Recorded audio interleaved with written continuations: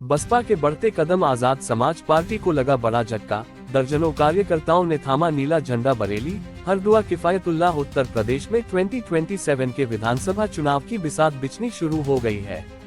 इसी क्रम में आज बहुजन समाज पार्टी बीएसपी ने अपनी सांगठनिक मजबूती का परिचय देते हुए हरदुआ किफायतुल्लाह में एक विशाल कार्यक्रम का हुआ आयोजन। इस कार्यक्रम में विपक्षी दलों, विशेषकर आजाद समाज पार्टी को लगा बड़ा झटका।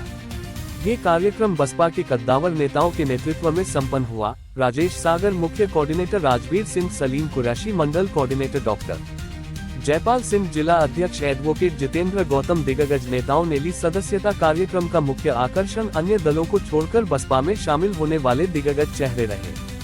शाहिद अंसारी एडवोकेट, जो पूर्व जिला महासचिव लीगल सेल रहे हैं, और जान मोहम्मद अंसारी, पूर्व जिला उपाध्यक्ष, आजाद समाज पार्टी के तमाम समर्थकों ने बसपा की सदस्यता ग्रहण की। इनके साथ ही प्रमुख कार्यकर्ताओं में मोहम्मद यूसुफ, मोहम्मद बने, शाकिर अली अलवी सहित भारी संख्या में कार्यकर्ताओं ने मिशन 2027 को सफल बनाने का संकल्प लिया। आज जनता का विश्वास बसपा में बढ़ रहा है। कार्यकर्ताओं का यह उत्साह इस बात का संकेत है कि 2027 में पूर्ण बहुमत के साथ बहुजन समाज पार्टी सत्ता में वापसी करेगी। जो गठजोड़ आजकल नहीं है। जब इस्लाम धर्म बना, हिंदुस्तान में इस्लाम का प्रचार हुआ और हमारे ही जिस तरीके से आज हम लोग हैं, उसी तरीके से हमारे आप भी उसी तरीके से इस हिंदुस्तान के, इस भारत के मूल निवासी हैं। आपको भी स्वतंत्रता थी कि हम किसी भी धर्म को अपना सकते हैं। हिंदुस्तान, भारत के हर किसी को मतलब आज़ादी थी कि आप चाहे क्रिश्चियन बन सकते हैं, चाहे आप इस्लाम बन सकते हैं, चाहे सिख बन सकते हैं, चाहे हिंदू बन सकते हैं, तमाम लोग बन गए। लेकिन आप इस्लाम में क्यों चले गए? हम यहाँ क्यों रह गए? हमारे दादे परदादा तो आपके और हमारे एक ही खानदान के लोग थे। क्यों थे? क्योंकि यहाँ जुल्म जाति ज़्यादा थी। यहाँ जो धार्मिक जो कर्मकांड थे, जो हम लोगों को लगाया सताया जाता था जाति के नाम पे।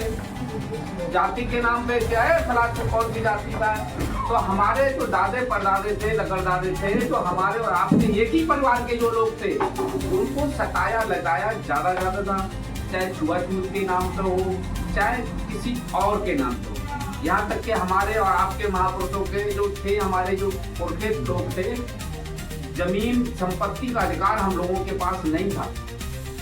यहाँ तक कि हमारे पास शिक्षा का भी अधिकार नहीं था कि आपके भी पुरखे भी पढ़ाई कर सके, हमारे भी पुरखे पढ़ाई कर सके। हमारे पुरखों ने पढ़ाई नहीं की, क्योंकि उन्हें अधिकार नहीं था कि आप पढ़ाई कर सके। आपके भी पुरखों को अधिकार नहीं था पढ़ाई कर सके। लेकिन जिस तरह से इस्लाम धर्म की उत्पत्ति हुई और इस्लाम धर्म में जो तमाम जो चीज़ें बहुत अच्छी अच्छी जो आई, तो लोगों ने कहा कि इस्लाम धर्म बहुत अच्छा है, बहुत ही इंसाफ वाला है। इंसानियत का दर्जा अगर कहीं मिलता है तो इस्लाम में मिलता है। हम बात आज की नहीं कर रहे हैं, सालों साल, सैकड़ों साल पुरानी बात कर रहे हैं। जब इस्लाम धर्म के मानने वाले लोग थे तो उनके अंदर एक इंसानियत थी। इंसानियत का थी कि जो हिंदुओं की बस्तियां हुआ करती थी और मुसलमान लोग भी रहते थे, तो जो हिंदुओं की, जो हमारे समाज के जो गरीब तबके के लोग थे, अगर 2 दिन के 3 दिन के लिए कहीं बाहर जाते थे, शादी ब्याह में जाते थे, मेला हाट जाते थे, तो अपनी जवान लड़कियों को मुसलमानों के घर पे छोड़ जाते थे।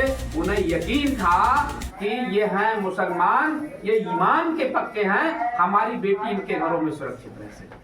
ये हमारे पूर्वजों हमसे कह के गए हैं कि मुसलमान कभी दोषी नहीं हो सकते। मुसलमान अगर सच्चा है तो ईमान का पक्का हो, गला कटा देगा तुम्हारे यारी दोस्ती की खातिर, आपकी खातिर गला कटा देगा रात के 12 बजे, लेकिन वो टिकने वाला नहीं है, डिगने वाला नहीं है। वो सच्चा है, जो सच्चा धर्म है, जो सच्चाइयाँ हैं, वो इस्लाम में कूट कूट के भरी हुई है। तभी इस्लाम को आप देख रहे हैं आज दुनिया में दूसरे नंबर का, पहले नंबर का, भाई दूसरे नंबर का है ना। तो इसीलिए है, क्योंकि अगर अच्छाइयाँ नहीं होती तो इस्लाम के मानने वाले लोग कम होते। अच्छाइयाँ हैं, इसीलिए दुनिया में सबसे नंबर 1 पे